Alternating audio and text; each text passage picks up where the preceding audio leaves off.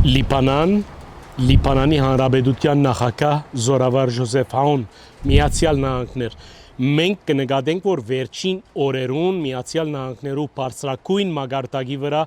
դեղի կունենան կարևոր նշումներ կապված Լիբանանին։ Խնդիրը այն է, որ Միացյալ Նահանգներ նշանակած է երկու բարձրաստիճան զորավարներ, որոնք պիտի հետևին Լիբանանի ներքին գործընթացներուն։ Ներքին գործընթաց երբ կսեմ, պետք է հասկանալ Հեզբոլլահի զենքի խնդիրը։ Բոլոր ցուցանիշները ցույց կտան, թե կա միջազգային որոշում, թե այդ մեծ զենքը, այսինքն